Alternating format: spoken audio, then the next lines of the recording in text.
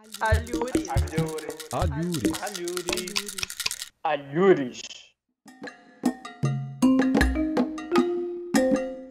Olá, pessoal! Estamos começando mais um capítulo do podcast do Alhures. Hoje a gente vai discutir um texto muito instigante que tem como título A Condenação de Manifestantes nos Protestos de 2013. Considerações sobre o funcionamento do discurso jurídico, de autoria de Flávio Benayon, que aqui nos brinda com sua presença e com sua escrita.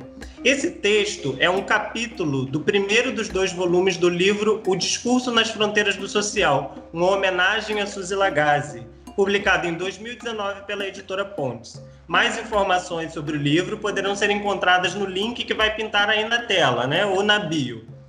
Para o papo de hoje, contamos com a presença de pesquisadoras e pesquisadores que compõem o Alhures, Somos nós, Laís Medeiros. Olá! Débora Pereira.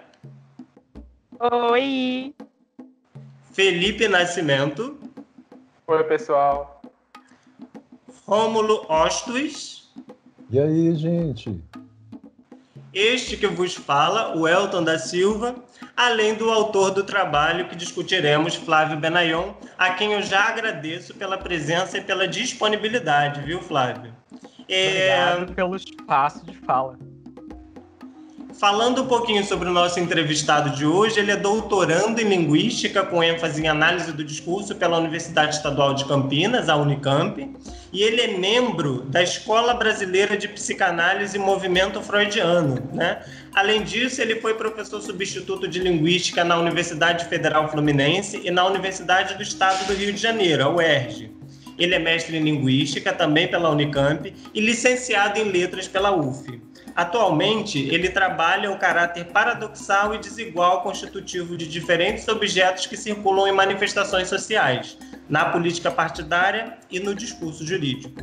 Ele possui interesse especial pelo funcionamento do retorno inscrito na ordem do discurso e por análises que mobilizem diferentes materialidades significantes. Muito bom. Flávio, você poderia falar um pouquinho para a gente sobre as motivações que o levaram a produzir essa pesquisa? Sim. É bem difícil falar do que nos motiva, Mas o que eu posso dizer é que as manifestações têm algo que nos arrebata, nos coloca em um certo estado de euforia. Em junho de 2013, eu fui às ruas de Niterói. Junho de 2013 foi aquele mês, 2013, aquele ano, em que houve manifestações que tomaram todo o país. Então, eu tive uma dessas manifestações lá em Niterói, quando eu saí da UF, onde eu estudava, e as ruas largas da Avenida Amaral Peixoto, que você deve conhecer também, já que você também foi lá de Niterói, elas são sempre muito marcadas por engarrafamento, mas estavam apinhadas de gente, completamente tomadas pelos manifestantes, essas avenidas, e a maior parte, provavelmente, manifestantes de primeira viagem, Aquela cena, na forma como me vem à memória, era uma confusão formada pelo desencontro de pessoas, objetos que dificilmente estariam no mesmo espaço. Amigos, professores, desconhecidos, gente vestindo a camisa da seleção, que naquela época não tinha a mesma produção de sentidos que hoje, Gente vestindo a blusa de trabalho, terno, tinha papel picado voando da janela dos prédios, luzes apagando e acendendo em apoio, trio elétrico entoando palavras de ordem, animando o povo, ou desanimando, como foi em algumas vezes. Bem, esse evento ele me marcou profundamente, assim como o que se sucedeu depois, Alguns amigos também foram marcados por esse evento e trabalham com ele também. Então, depois houve a forte brutalidade da polícia, esses amigos apanhando e levando bomba de gás na cara, a esperança que nos tocou, de ter um país mais igual economicamente. Em seguida veio a profunda catástrofe a que fomos atirados com golpe atrás de golpe, e até hoje estamos vivendo isso. Tudo isso me produziu várias questões, muitas questões mesmo, que até hoje eu não consegui dar conta de toda essa confusão.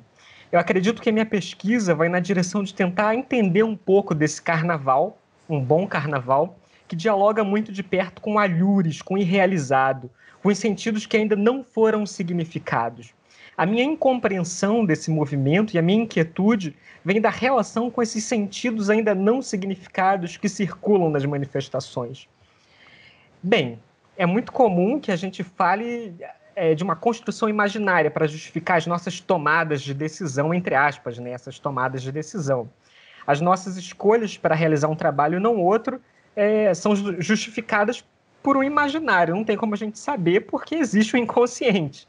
Mas eu acredito que junho de 2013, pelas emoções profundas e complexas que me marcaram, foi um pivô assim, dos trabalhos que eu venho realizando desde então. E é por isso que eu acho que vai ser muito bom poder dialogar com você sobre esse trabalho que você produziu. Bom, já sei que a Laís Medeiros tem uma questão, né? Tenho várias, na verdade. Mas para não tomar todo o tempo e tirar o espaço dos demais colegas, eu vou me ater a uma só. Flávio, obrigada pelo seu texto, obrigada por debater ele com a gente. Acho que a gente aprende muito com a leitura. E eu queria falar de uma questão pontual do teu texto, que tu fala lá na página 49. Tu analisa a criminalização da política, que tu remete ao período da ditadura. E eu queria saber se agora, com as análises que tu tem feito, com o restante do teu material, se tu pode afirmar que essa criminalização permanece, e mais do que isso, quais seriam os modos hoje que são autorizados e não criminalizados pelo funcionamento do jurídico para se fazer política?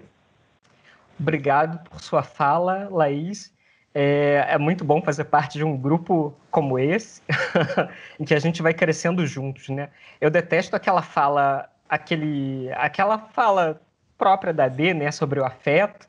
Não curto muito não, mas para mim hoje já está fazendo outros sentidos. Eu acho que no afeto, um afeto que não seja brega e clichê, né?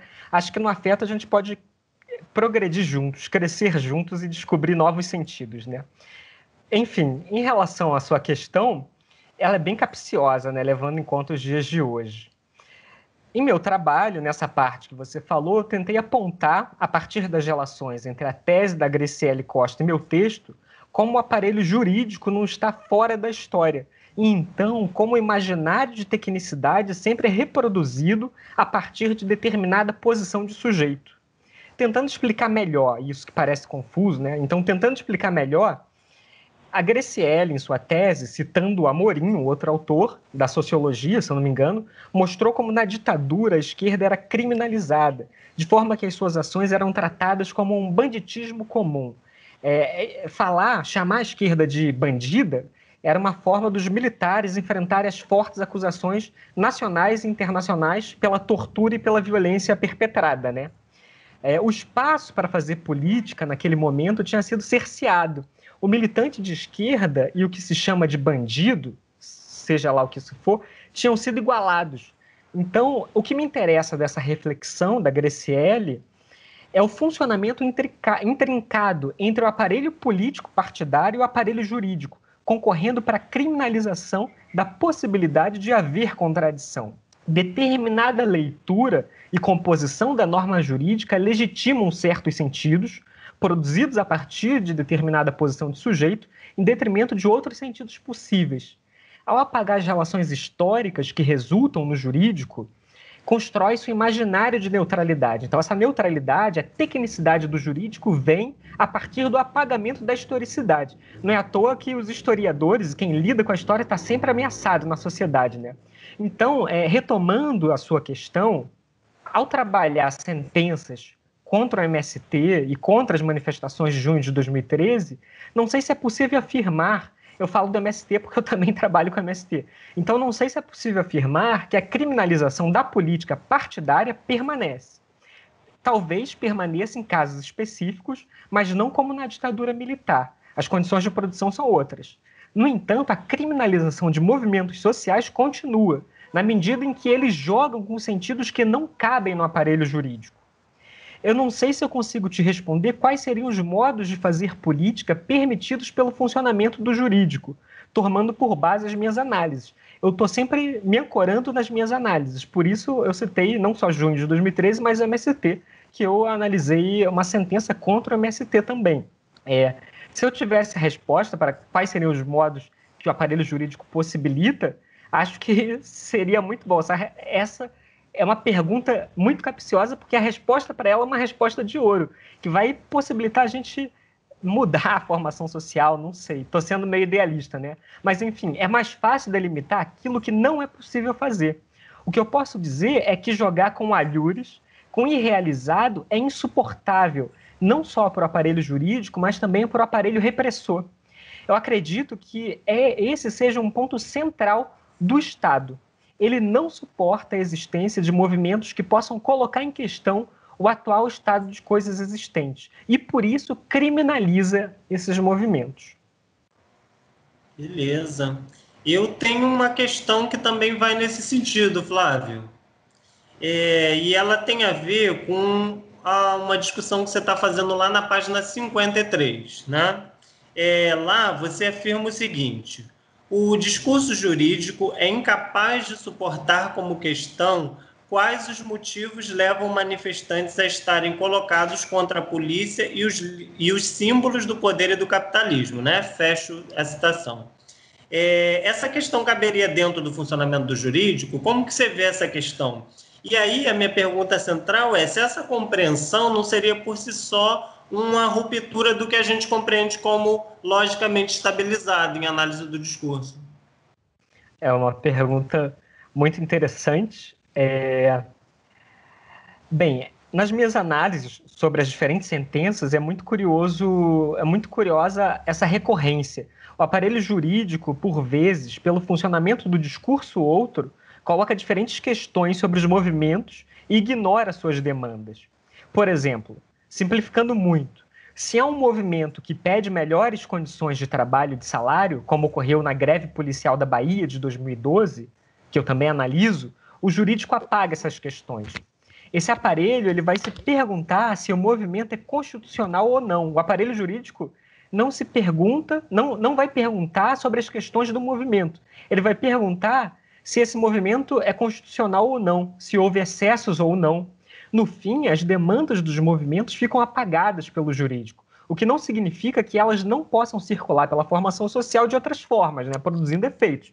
Junho de 2013 foi criminalizado, alguns manifestantes foram criminalizados, mas produziu inúmeros efeitos que ressoam até hoje na nossa sociedade. De fato, caso o jurídico se perguntasse pelas demandas do movimento social, se isso ocorresse, provavelmente estaríamos rompendo com o estado de coisas atual, que precisa ser sustentado por certas evidências para ser perpetuado, para perpetuar as desigualdades que existem hoje. Então, acredito que o seu apontamento, né, uma pergunta retórica sua, acho que ela está certa. Se o jurídico se perguntar pelas questões do movimento, ele vai romper com o estado de coisas existente. O jurídico no capital, não sei se existe jurídico fora do capital, não sei, mas o jurídico no capital não pode se perguntar por certas questões, senão vai acabar a formação social como existe hoje. Esse jurídico ele existe para sustentar determinados sentidos e não outros. Se perguntar por determinadas questões, é permitir que outros sentidos venham à tona, o que é impossível. Obrigado, Flávio, pela resposta. Eu fiquei muito satisfeito e estou vendo que o Felipe tem uma questão também, né? Oi, Welton, tem uma pergunta assim. É sempre bom compartilhar esse momento, né, com o Flávio, sempre bom escutá-lo, e com vocês, integrante do Alhures. A minha pergunta, Flávio, ela surgiu de uma questão que nós estamos vivendo atualmente, e uma questão que você aponta lá no seu trabalho. Nesta semana em específico, nesses últimos dias, estamos escutando muito a palavra técnico na mídia. Referente à escolha de um juiz é uma escolha técnica, a escolha de uma pessoa da Polícia Federal é uma escolha técnica. E lá no seu trabalho do ano passado, que você fez em relação ao movimento de 2013, você aponta uma questão extremamente interessante, que o aparelho jurídico muitas vezes é classificado como apolítico por apresentar e sustentar em aspectos técnicos. E eu grifo essa palavra. Então, eu entendo que assim se produz uma oposição entre o que seria técnico e o que seria político, como se a técnica fosse apolítica. Então, pensando nessa relação entre técnico e político e a política, como você enxerga esse funcionamento hoje? E mais do que isso, a que serviria esse funcionamento?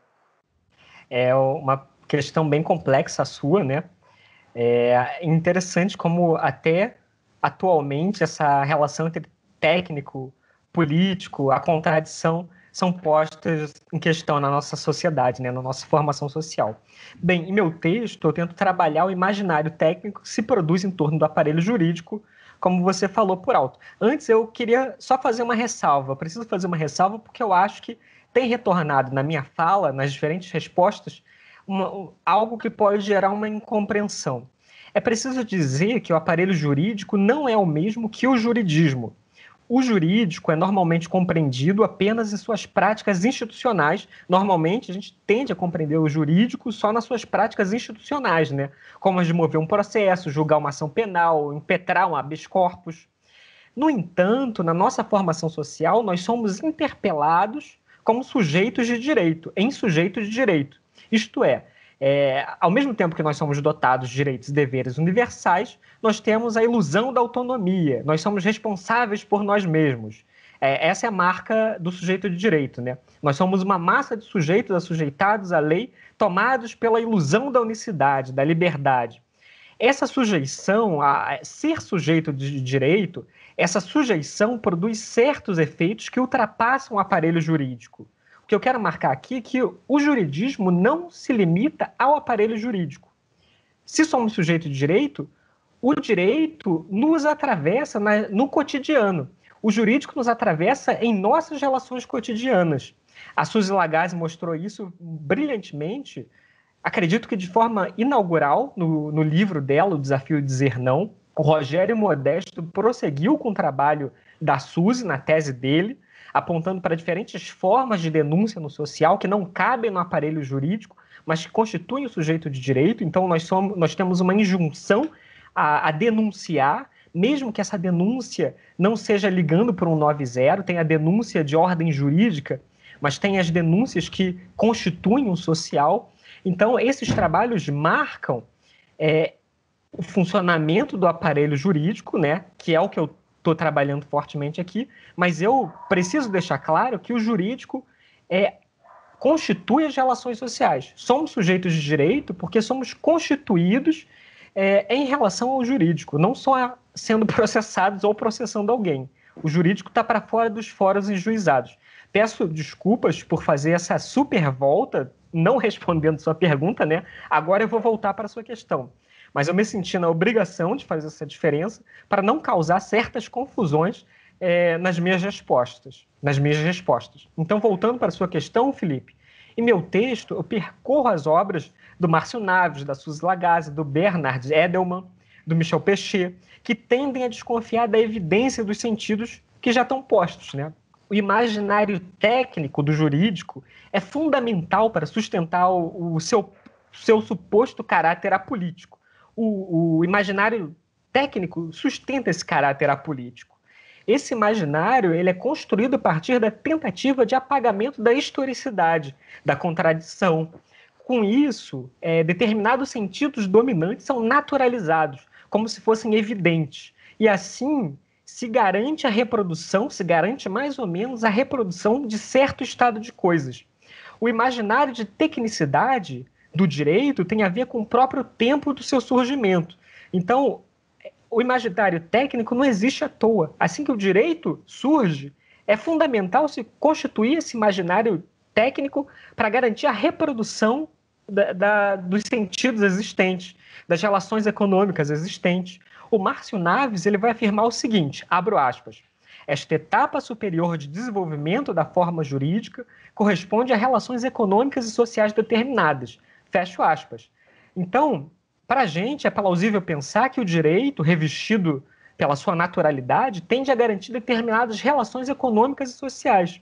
O direito ele não existe como o ar, como o oxigênio.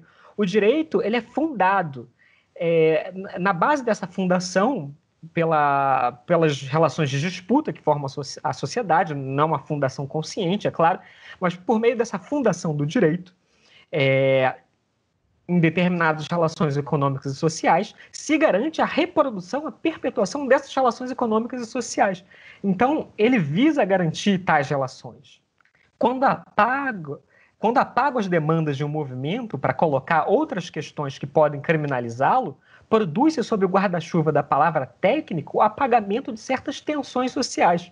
Quando um grupo de sem-terras ocupa uma fazenda, por que as questões postas pela sentença judicial são se esse grupo configura ou não organização criminosa, e não porque existem sem-terras destituídos de qualquer meio de subsistência. Porque a pergunta é pela criminalização ou não desse movimento, e não porque esse movimento existe. Por que existem sem-terras?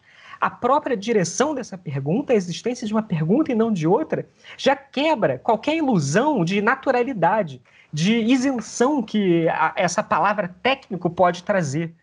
Essas questões que o direito faz são políticas, mobilizam o político, a contradição. Então, a desculpa do técnico é sempre um bom meio para iludir boiadas, né, e esconder grandes perversidades. Isso a gente vê muito bem hoje, né?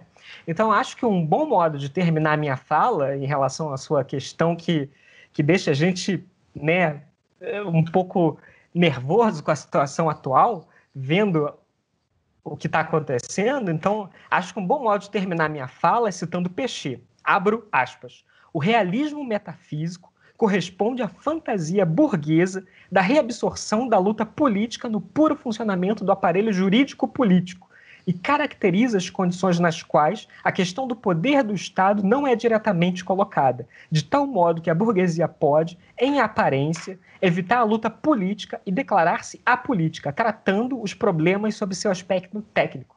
Fecho aspas. Então, tudo que é político, agora eu passo a chamar de técnico. E é como se não houvesse a contradição aí em jogo. Então, eu deixo aqui essas palavras duras do Péchet para vocês, para os ouvintes, tentarem entender, porque é difícil mesmo. Muito obrigado, Flávio.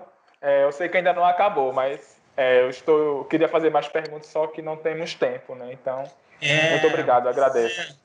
Porque a Débora também está querendo fazer uma pergunta ali, ó, no cantinho. Sim, eu já tenho aqui uma pergunta para o Flávio, Elton. Muito obrigada pelo espaço.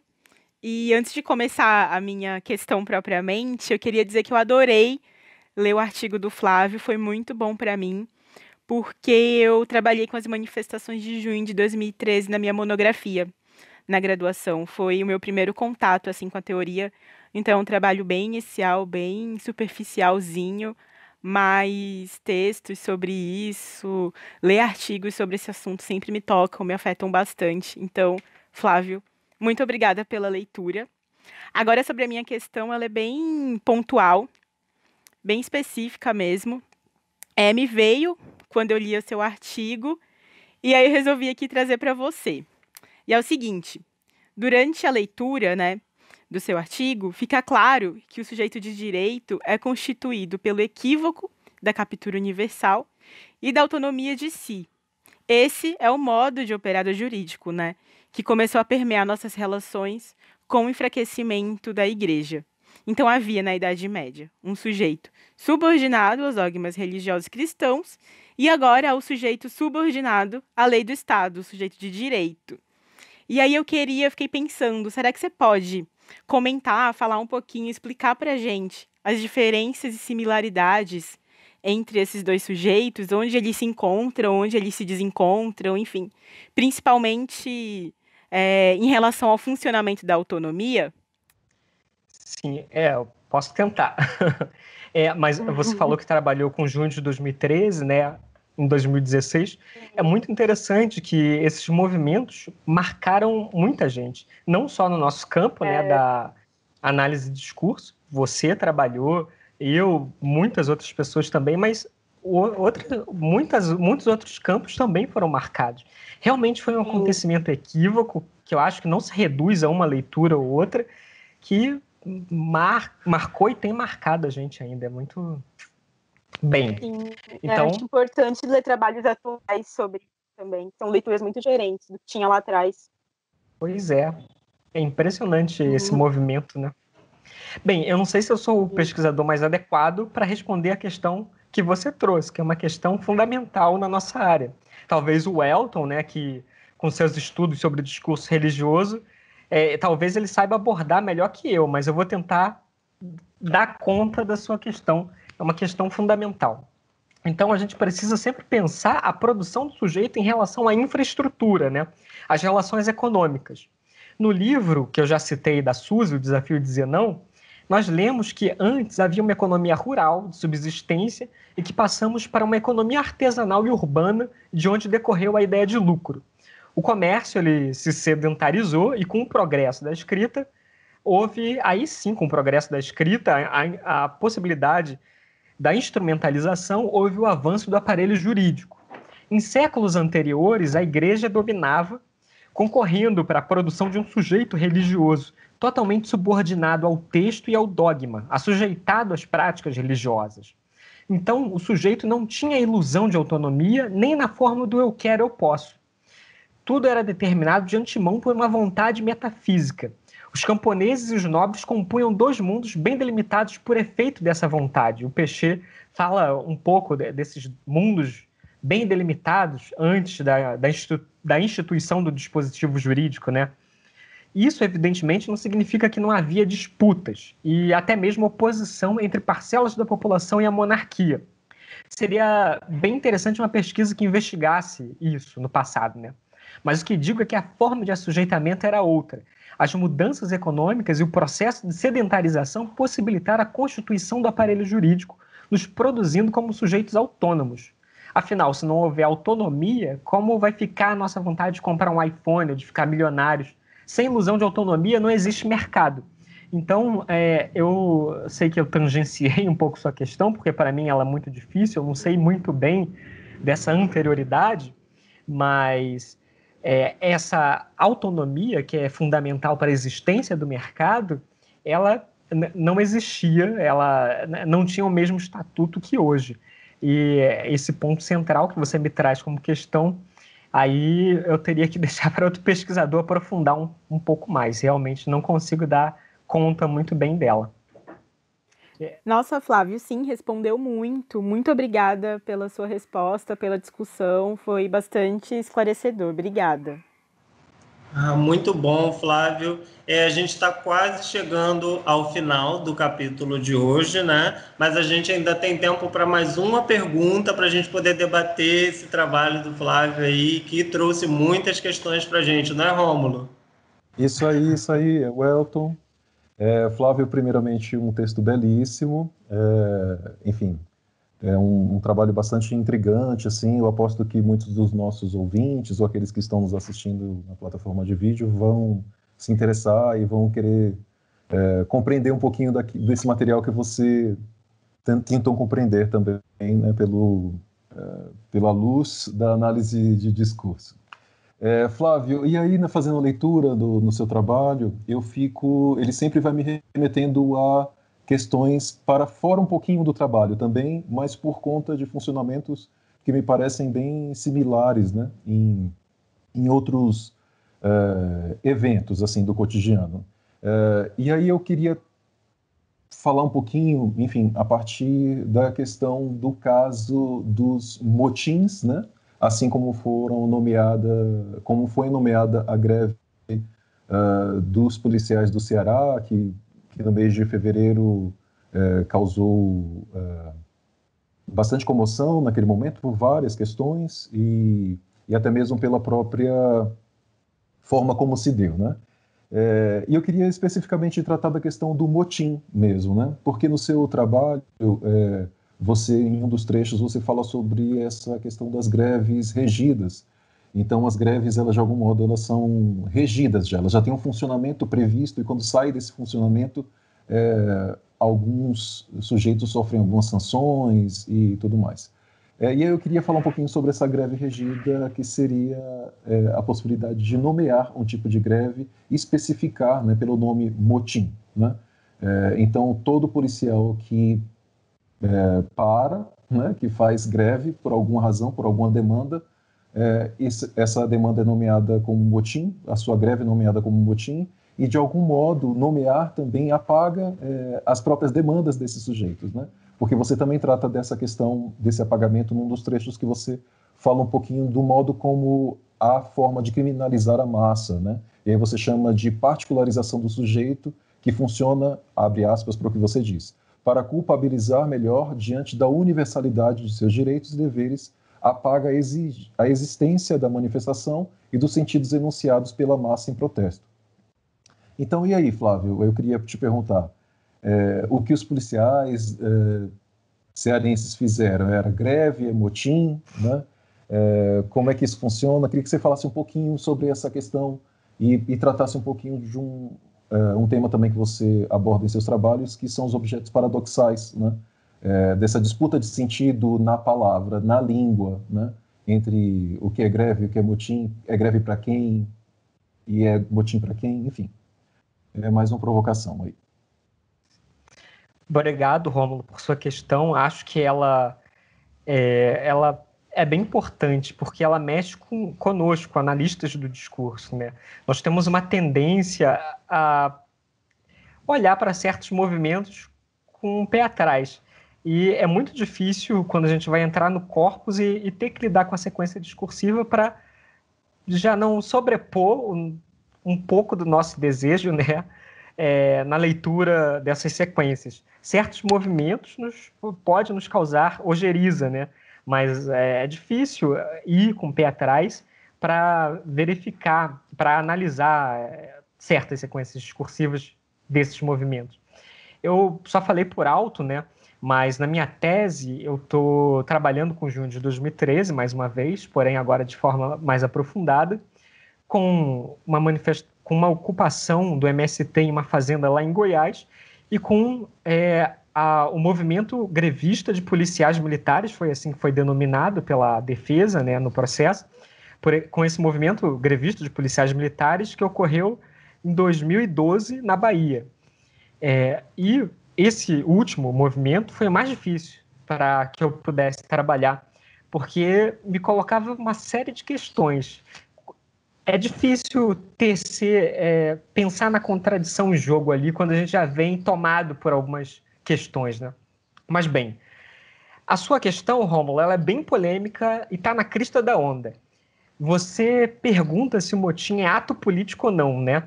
Então, eu te pergunto de volta, existe ato que não seja político?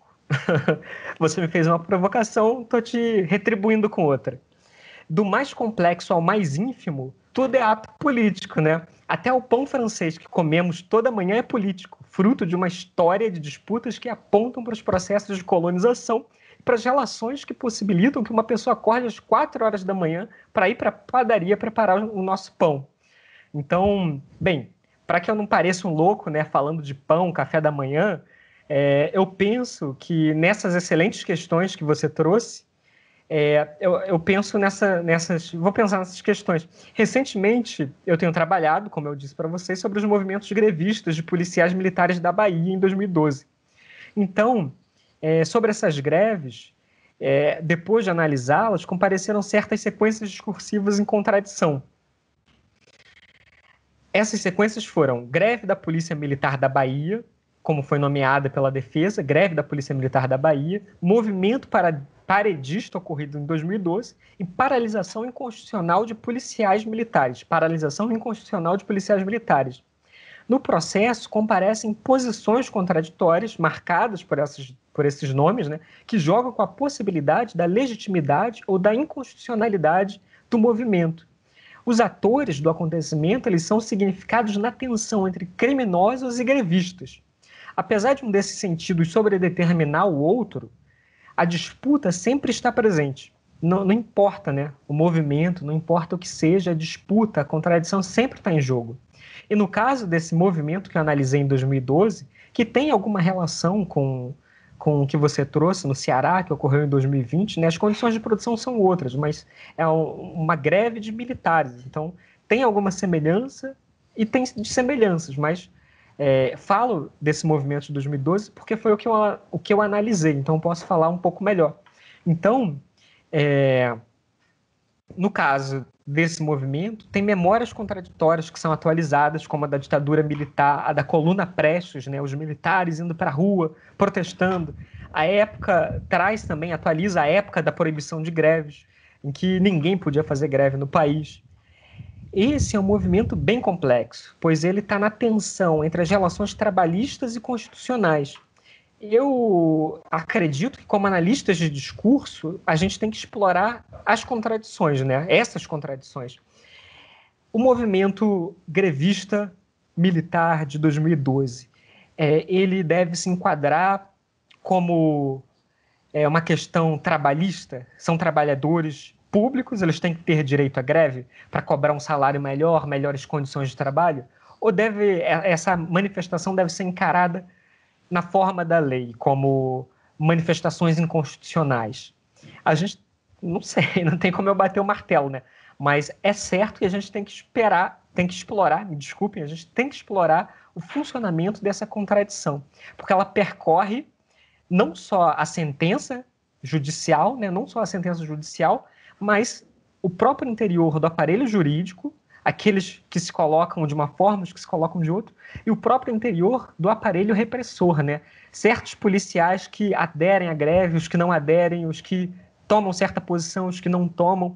Então, a homogeneização é sempre perigosa, porque tende a nos levar para um lado que é sempre um lado um pouco brutal, né? Meio fascista, assim. A gente tem que operar na contradição. Então, não sei o quanto eu pude te responder, já que eu falei de outro movimento, né? Mas tentei ser preciso, assim. Pelas designações, pelos nomes, greve da Polícia Militar da Bahia, movimento paradista ocorrido em 2012, paralisação inconstitucional de policiais militares, nós vemos uma tensão ali. É inconstitucional? Não é? É greve? É paralisação? O que é? É um acontecimento, não tem uma unidade, é contraditório. Mas temos que explorar essa contradição e, por ela, tentar ver o que fazer, né?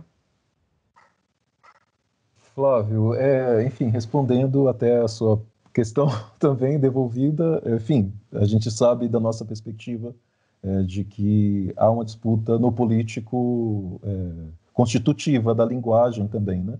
Então é uma disputa no político e é política também essa disputa designada motim, assim. E aí, enfim, foi curioso ver que no seu material nesse material que você analisa da paralisação, da greve que seja movimento inconstitucional da Bahia, não aparece motim, né? E aí pensar no acontecimento do aparecimento para motim também, que faz com que no Ceará seja designado e circule como motim nos diversos meios de comunicação, na mídia, enfim, tudo mais. Então talvez seja algo para você acrescentar à sua tese também, analisar materiais sobre o motim, entre aspas, do Ceará. Mas agradeço mais uma vez, um trabalho incrível e muito bonito, assim, de ler e acompanhar também. Obrigado. Só queria fazer o convite, então, para vocês lerem minha tese, assim que ela ficar pronta, né? Que ela vai falar dessas questões sobre policiais grevistas /amotinados /inconstitucionais. Tá certo. Bom, pessoal, é isso. Foi uma delícia falar sobre esse trabalho do Flávio, tão importante para a gente questionar as evidências, né, que nos constituem enquanto sujeitos, as evidências do aparelho jurídico e da própria prática política. E continuem seguindo aí o nosso canal, as informações vão aparecer em algum lugar. Um beijão e sigam conosco. Valeu, gente. Tchau. Obrigado. Tchau. Alhures. Alhures.